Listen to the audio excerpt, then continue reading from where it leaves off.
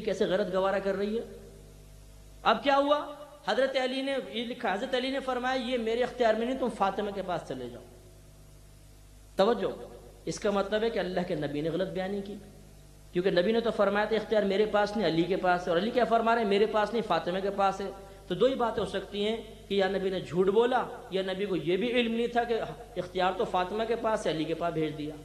یہ بے ادبی.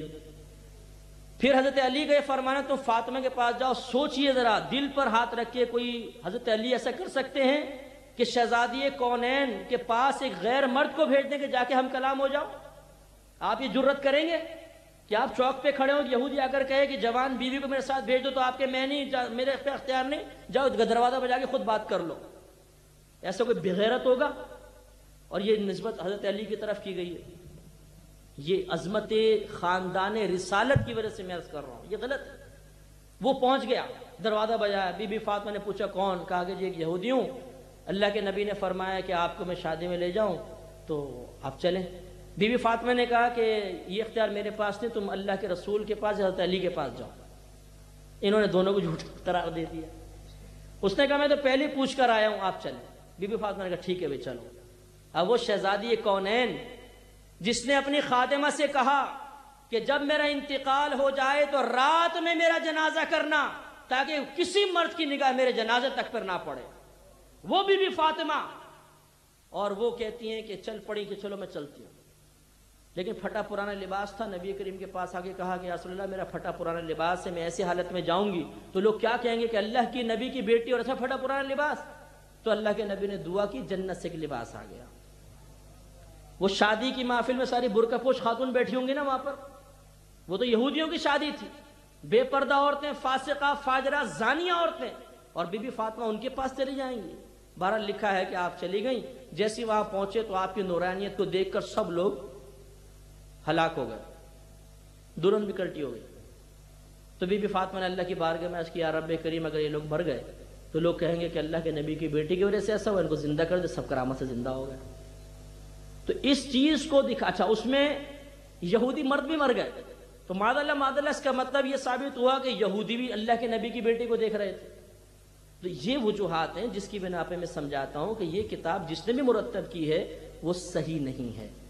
بی بی فاطمہ رضی اللہ تعالیٰ عنہ کی عزت و حرمت، حضرت علی رضی اللہ تعالیٰ عنہ شیر خدا مولا علی اور رضی اللہ تعالیٰ عنہ کی غیرت، اور نبی کریم صلی اللہ علیہ وسلم کے نام کے ناموس رسالت کی خاطر میں یہ عرض کرتا ہوں کہ یہ کتاب نہیں پڑھی جائے. اس میں برکت نہیں ہوگی بلکہ بہت شدید نقصان ہوگا. جنگ میں ایٹم بم کے استعمال کی شرعی حیثیت کی مستطاعت من قوہ کی روشنی میں بیان فرمائیں، جبکہ ایٹم بم کی تباہی سے عرضی شعور واقف ہے. تو ایٹم بم یوز کرنا بالکل ناجائز ہے، حرام ہے، اس لیے کہ اس میں ناجائز لوگ مرتے ہیں. بہت ہی مطلب معصوم شہری جس کو ہم کہتے ہیں، معصوم مانے سادہ لوگ، تو یہ سادہ لوگ شہری مر جاتے ہیں، اس کے اندر لاکھوں کروڑوں بچے ہلاک ہو جاتے ہیں. اس قسم کا ایٹم بم یوز کرنا بالکل شرعاً جائز نہیں ہے. ہاں بنا کر رکھنے میں حرج نہیں ہے تاکہ دشمن پہ ایک رعب قائم رہے. ایک استعمال کرنا، استعمال عوام کے اوپر کرنے کی شرعاً اجازت نہیں ہو سکتی ہے. ہمارے نبی جب جنگ کے لیے بھیجا کرتے تھے نا صحابہ کرام کو، تو فرمایا کرتے تھے کسی عورت کو، کسی بچے کو، کسی بوڑھے کو قتل مت کرنا. جو نوجوان تمہارے سامنے آئے اور جنگ کا ارادہ کرے اس کو مارو، جو ہتھیار ڈال دو اس کو بھی چھوڑ دینا. اتنی محبت اور شفقت اور رحمت فرماتے تھے. اس کی روشنی میں مناسب نہیں لگتا.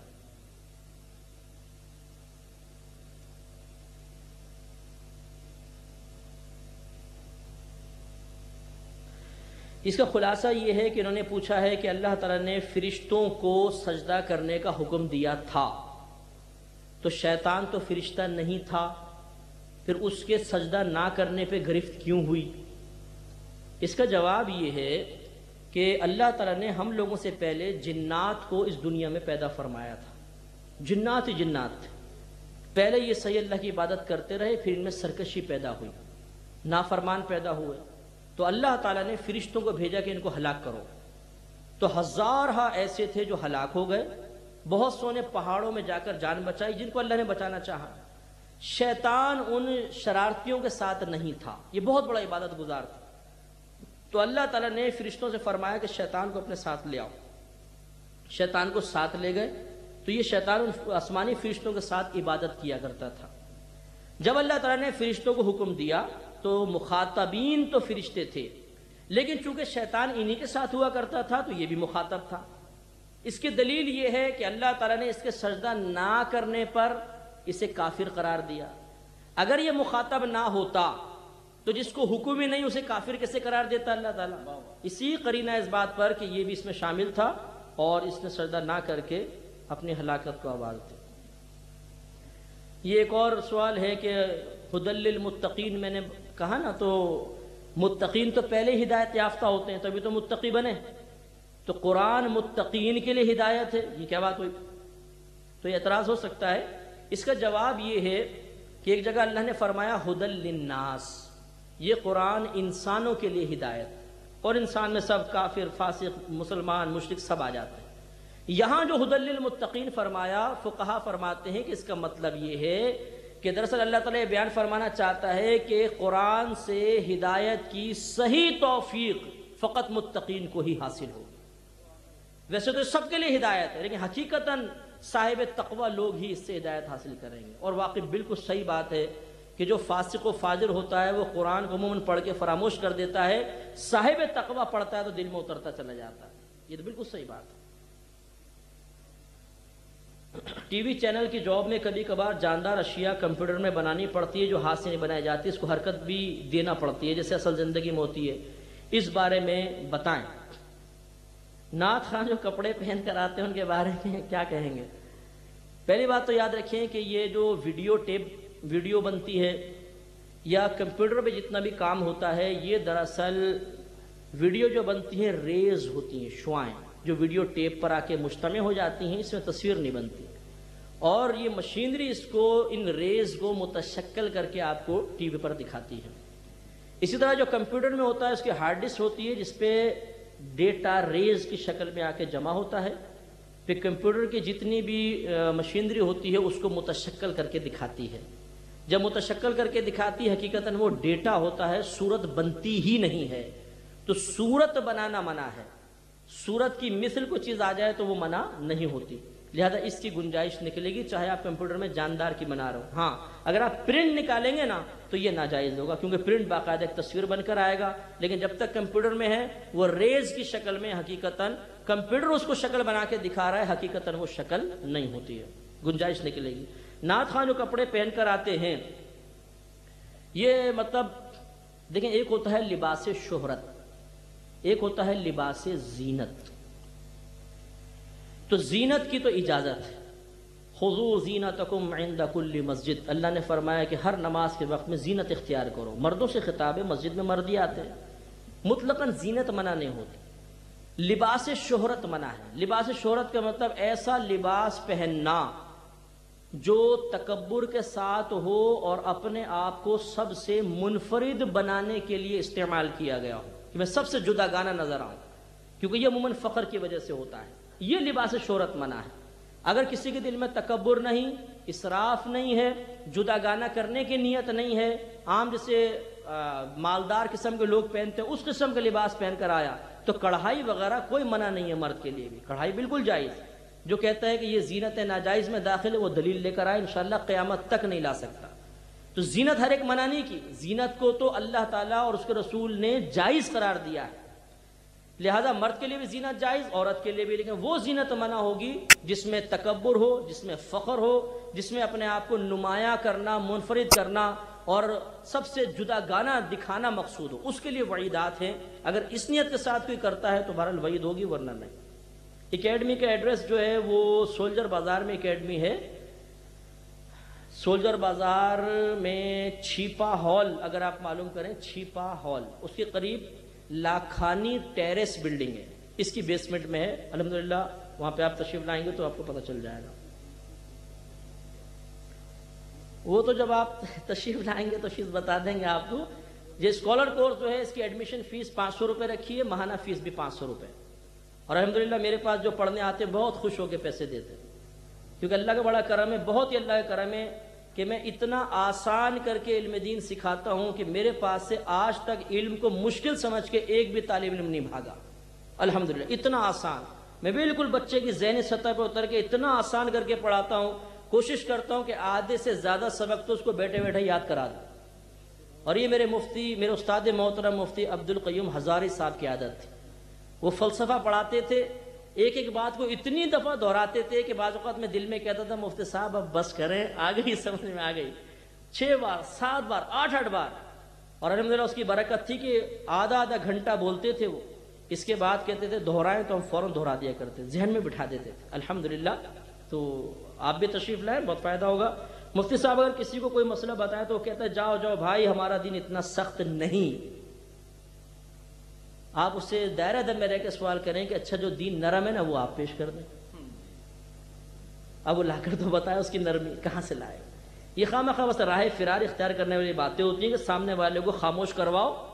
یہ ہدایت کا دروازہ بند کرنا مقصود ہوتا ہے. یہ مصیبت کہاں سے آ گئی، ایسا اس کو پھنساؤ، ایسے کراس کوسچنز کرو کہ یہ خود پریشان ہو کے بھاگ جائے. اور جب کوئی بھاگ جاتا ہے بولتے دیکھا بڑا آیا تھا تلقین کرنے، اب آئے کبھی میرے سامنے. آپ نے اپنا نقصان کیا. ہدایت کو بھگائیں گے تو برباد ہو جائیں گے. نعت کے ساتھ ذکر کرنا، دف کے ساتھ نعت پڑھنا یہ منع ہوتا ہے. ہر ذکر نہیں منع ہوتا، جو ذکر ایسا ہو کہ اللہ کا لفظ صاف نظر نہ آئے اور وہ بالکل ڈھولک محسوس ہو، طبلہ جیسا محسوس ہو، یہ منع ہے. اس میں بے ادبی ہے، اس سے بچنا چاہیے. قسطوں پر گاڑی کی شرعی حیثیت کیا ہے؟ قسطوں کا کاروبار بالکل جائز ہوتا ہے، لیکن اس میں جو اگر قباحت آتی ہے وہ آتی ہے کنڈیشنز کی وجہ سے. جن شرائط کے ساتھ آپ چیز لے رہے ہیں نا اس کی وجہ سے. تو جو بھی آپ چیز لے رہے ہیں اس ادارے کے جو شرائط ہوں وہ کسی مستند مفتی صاحب عالم دین کو چیک کروائیں، وہ بتائیں گے اس میں کون کون سی شرعی قباحت ہے. اس کے بعد آپ قسطوں کی گاڑی لے سکتے ہیں. ریشم مرد کو منع ہے. ریشمی چادر امامہ شریف اکثر نعت خواں حضرات پہنتے ہیں، بلکہ معاذ اللہ کپڑے بھی. کون سا ریشم منع ہے؟ ابھی بدگمانی کرنے والے سے میرا یہ سوال ہے، کون سا ریشم منع ہے؟ ریشم صرف وہ منع ہے جو ریشم کا کیڑا تیار کرتا ہے، اصلی ریشم. اس زمانے میں وہ ریشم منع کیا گیا تھا. یہ آج کل جو ریشم پہنتے ہیں یہ اصلی نہیں ہوتا، یہ نقلی ریشم ہوتا ہے. اور یہ ریشم بھی نہیں ہوتا، مطلب حقیقتاً ہم اس کو ریشم کا نام دے دیتے ہیں. تو جو نبی کریم کے زمانے میں اصلی کیڑے کا تیار کردہ ریشم تھا وہ منع کیا گیا تھا. وہ آج کے دور میں بڑا مہنگا آتا ہے، وہ تو پہن بھی نہیں سکتا کوئی. تو ہر ریشم منع نہیں ہوتا، یہ جائز ہے. ٹیپ ریکارڈر کی اذان کیا پیدا ہونے والے بچے کے کان میں کافی ہے؟ ارے بھائی تو آپ کو دینے میں کیا مصیبت ہے کہ پورا ٹیپ لگا دے اس کے کان میں، آواز خود اذان دے لو، اذان سیکھ لے. ہاں آسانی کی ضرورت کیا ہے؟ یہ سعادت کی بات ہے نا، اس میں کیا آسانی ہے؟ اتنا بڑا ٹیپ لا کے کان میں لگا دیا بچے کے، تو بھائی زبان سے دے لیجیے آپ. پہلی بیوی اگر اجازت نہ دے تو کیا مرد پھر بھی دوسری شادی کر سکتا ہے؟ وہی مرد دوسری شادی کر سکتا ہے جس کو پہلی بیوی کے تمام حقوق معلوم ہو. پہلی بیوی کا حق پتہ نہیں کہ نان نفقہ کہتے کس کو ہیں، کیا کیا اس کو چیزیں سہولت دینی ہے کیا نہیں، دوسری کے خواب پہلے دیکھنا شروع کر دیتے ہیں. ایسے شخص کو دوسری شادی کرنا بالکل ناجائز ہے جس کو پہلی کا حق ہی معلوم نہ ہو. تو سب سے پہلے آپ اگر دوسری شادی کرنا چاہتے ہیں تو ایک دفعہ مجھ سے ملاقات کر لیں تاکہ میں آپ سے پوچھوں کہ آپ کو حقوق معلوم ہے کہ نہیں ہے. یہ بہنوں پہ ظلم ہوتا ہے. دوسری بھی پہلے یہ نہیں سوچتی ہے کہ میں کسی گھر برباد کر رہی ہوں، ہو جاتا ہے. یہ کیسز میرے سامنے بڑے ہیں. اب جب وہ تیسری کی طرف بڑھتا ہے نا، دوسری کہتی ہے خبردار جو شادی کی مجھ سے پوچھو گے پہلے. تو پہلی والی کے بارے میں کیا خیال ہے؟ یہ ساری گڑبڑیں معاشرے میں ہو رہی ہیں. تو اس لیے یہ اس طرح جائز نہیں ہوتا. اگر کوئی بغیر حق ادا کیے دوسری شادی کر لے گا تو ڈبل وبال ہوگا، پہلی والی کا بھی دوسری والی کا. امام الانبیاء علیہ السلام نے زیادہ کس رنگ کا امامہ شریف پہنا؟ آج کل امامہ شریف ایک جھنڈا بن گیا ہے. تو جھنڈا واللہ علم کس نے اس کو جھنڈا بنا دیا. نبی کریم صلی اللہ علیہ وسلم سے جو صحیح حدیثوں سے ثابت ہے وہ کالے رنگ کا امامہ ثابت ہے. باقی اور کوئی رنگ کا امامہ نبی کریم سے ثابت نہیں، حتیٰ کہ سفید بھی نہیں. یہ بعضوں کو آپ کو حیرت ہوگی. بعض کہتے ہیں نبی کریم نے کثرت سے سفید امامہ پہنا. میں بولتا ہوں ایک حدیث لا کے مجھے بتا دیجیے تو آپ کو حیرت ہوگی. ہاں سفید رنگ کو محبوب رکھا ہے. سرکار نے فرمایا سفید رنگ تم بھی پہنو، اپنے مردوں کو سفید رنگ کا کفن دو. یہ ایک الگ بات ہے، محبوب رکھا ہے، لیکن کہیں یہ ثابت نہیں. اس طرح سفید لباس پہننا یہ نبی سے کہیں ثابت نہیں ہے کہ آپ نے سفید لباس پہنا ہو. پسند کیا ہے، پہننا ثابت نہیں ہے. کالا امامہ میں اسی لیے اکثر پہنتا ہوں کہ میرے نبی کی سنت ہے. جب فتح مکہ کے موقع پہ سرکار مکۃ المکرمہ میں داخل ہوئے تو صحیح حدیثوں سے ثابت ہے کہ نبی کے سر پہ سیاہ امامہ تھا. میں اس سنت کو کیوں چھوڑوں؟ بات بولتے نہیں فلاں نے اختیار کیا، فلاں نے اختیار کیا، تو آپ نے سنت کو اس کے لیے کیوں چھوڑ دیا؟ آپ اس سنت کو اپنائیں نا تاکہ آپ کا شعار بن جائے. میں نے الحمدللہ نبی کی سنت کو اپنایا جو صحیح حدیث سے ثابت ہے الحمدللہ. نعت خواں کا مرتبہ علماء نے بیان کر کے نعت خواں کا مقام بڑھا دیا. اس میں قصور علماء کا ہے. جیسے حضرت حسان اوپر ممبر پہ بیٹھتے تھے، صحابہ نیچے بیٹھتے تھے. دیکھیں علماء نے نعت خواں کا مرتبہ بڑھایا. میں خود کہتا ہوں نعت خواں قابل تعظیم ہے، لیکن چونکہ عالم بڑا نعت خواں ہے اس لیے وہ زیادہ قابل تعظیم ہے. اور حسان بن ثابت رضی اللہ تعالیٰ عنہ کی مثال پیش کرنا کہ وہ بھی تو نعت خواں کرتے تھے، نعت خوانی وہ اوپر بیٹھتے تھے، صحابہ کرام نیچے. میں آپ سے سوال کرتا ہوں یہ نبی کریم کی زندگی میں کتنی مرتبہ ہوا؟ جواب دیجیے. اب آپ کے گھر میں ایسا تو نہیں تھا کہ روزانہ محفل سجتی تھی، کبھی 1 یا 2 بار بس. بخاری کی روایت یہ کہتی. تو اس لیے مطلب یہ کہ علماء نے اگر وہ بیان کیا تو وہ، اور پھر وہ بھی نثر کے انداز میں تھا. نظم نے شعر پڑھے نثر کے انداز میں، لحن کے ساتھ نہیں. اور اس کے برعکس صحابہ کرام علیہم رضوان نے زیادہ ثنا کی ہے نبی کریم کی، تو اس کو بنیاد بنانا چاہیے. بہرحال نعت خواں کے فضائل بیان کرنے میں کوئی حرج نہیں. اگر نعت خواں اس کو غلط یوز کرتا ہے تو اس کا قصور ہوگا. یا آپ نے غلط اس ذہن بنا کر اور نعت خواں جو لحن سے پڑھنے والا ہے اس کو زیادہ عزت دینا شروع کی تو آپ کا قصور ہے، عالم کو تو نہیں. نعت خواں تو قابل تعظیم ہوتا ہے، میں انکار نہیں کرتا ہوں. لیکن میرا پھر یہی کہنا ہے کہ نعت خواں 2 ہوتے ہیں، ایک عالم اور ایک لحن سے پڑھنے والا. عالم بڑا نعت خواں ہے، اس کی زیادہ تعظیم ہونی چاہیے. اور عام نعت خواں جو لحن سے پڑھتا ہے یہ بھی ہمارے نزدیک قابل تعظیم ہے. الحمدللہ میں تو سب نعت خوانوں سے محبت رکھتا ہوں، کوئی میرا دشمن نہیں ہے، سب مجھ سے محبت رکھتے ہیں الحمدللہ. تو اس لیے یہ علماء نے جو بیان فرمایا صحیح ہے. ٹیسٹ ٹیوب بیبی کیا جائز ہے یہ پوری وضاحت کرنی پڑے گی. بہرحال اس کی بعض صورتیں جائز ہوتی ہیں، بعض ناجائز. اگر کسی کا ذاتی مسئلہ ہو تو مجھ سے آگے پوچھنا. یہ دیکھیں بہت پرچی ہو گئی ہیں تو پوری رات بھی نکل جائے تو نہیں ہوگی. اور ویسے بھی بھائی جو بیٹھے ہوئے بیچارے بہت پریشان اور پہلو بدل رہے ہیں، تو اس لیے چند بس سوالات کر کے پھر بس. قرآن پاک میں ہے حرام ہیں شوہردار عورتیں. جس عورت کا شوہر لاپتہ ہو گیا اس کی ولادت کو 70 برس گزر جائیں تو پھر نکاح کر سکتی ہیں عورت عدالت کے. دیکھیں مسئلہ یہ پوچھا یہ گیا ہے کہ اگر کوئی کسی عورت کا شوہر گم گیا، باہر گیا، خبر ہی نہیں ہے، کوئی اطلاع نہیں، تو فقہ حنفی کے روح سے عورت 70 سال تک شوہر کا انتظار کرے گی. امام اعظم فرماتے ہیں پھر وہ شادی کر لے. تو اگر 20 سال کی تھی تو 70 سال بعد کتنے سال کی؟ 90 سال کی کیا کرے گی؟ تو گویا کہ امام اعظم رضی اللہ تعالیٰ عنہ کا فتویٰ احتیاط پر مبنی ہے کہ اگر اس نے شادی کر لی اور پیچھے سے شوہر آ گیا تو کیا ہوگا؟ فتنہ ہوگا نہیں ہوگا؟ تو اس لیے فرمایا ایسا ہے. لیکن امام مالک رحمۃ اللہ علیہ جو ہیں یہ کہتے ہیں 4 سال تک عورت انتظار کر کے نکاح کر سکتی ہے. لیکن طریقہ یہ ہوگا کہ پہلے قاضی کے پاس جائے گی، جیسے آج کل عدالت ہے، جج سے کہے گی جی میرا شوہر لاپتہ ہو گیا ہے، مجھے ٹائم دیں، میں کب تک نکاح کر سکتی ہوں؟ وہ کہے گا 4 سال. 4 سال تک ویٹ کرنے کے بعد شوہر نہیں آیا، پھر جائے گی عدالت میں، اطلاع دے گی جی وہ نہیں آیا. اب جو جج ہے وہ اس کا نکاح فسخ کر دے گا اور یہ عورت کسی اور سے نکاح کر سکتی ہے. سائل نے یہ پوچھا ہے کہ جب مسئلہ یہ ہے کہ 70 سال تک انتظار کرے تو آج کل کی کورٹ 4 سال کا فیصلہ کیوں کر رہی ہے؟ مسئلہ یہ ہوتا ہے کہ اگر کسی ایک فقہ کا مسئلہ بہت تکلیف کا باعث ہو، شدت کا باعث ہو، تو اگر اس فقہ سے وابستہ مفتی یہ سمجھتا ہے کہ کسی اور فقہ کے مطابق فیصلہ کرنے میں یہ شخص آسانی حاصل کر سکتا ہے تو اس مفتی کو اختیار ہوتا ہے کہ یہ دوسرے کے پاس بھیج دے. لہذا مفتی حنفی اجازت دے دے گا کہ ٹھیک ہے آپ جا کے عدالت سے کر لیں اور امام مالک کے فتوے پہ عمل کر دیں، تو مفتی حنفی کو اجازت ہوتی ہے. لہذا اس وجہ سے آج کل امام مالک کے فتوے کے مطابق کورٹ فیصلہ کر رہی ہے. لاہور میں کب تک اکیڈمی قائم کرنے کا ارادہ ہے؟ جب آپ کا ارادہ ہو جائے. سب کا ارادہ ہے. آپ کے پیر و مرشد کون ہیں؟ نام بتا دیں. قرآن اور حدیث. کوئی اچھی کتاب یا عالم کے بارے میں بتائیں جس کی ہم پیروی کریں. تمام علماء لائق اتباع ہوتے ہیں بشرطے کہ علماء حق ہوں. آپ ہر ایک کے ہدایت کا معیار مختلف ہوتا ہے. کسی عالم کو دیکھنا بھی عبادت، کسی کے بعد بیٹھیں گے کچھ سیکھنے کو ملے گا، کسی کی کوئی عادت ہوتی ہے، کسی کوئی. بہرحال علماء کی تعظیم کرنی چاہیے اور علماء سے اکتساب فیض کرنا چاہیے.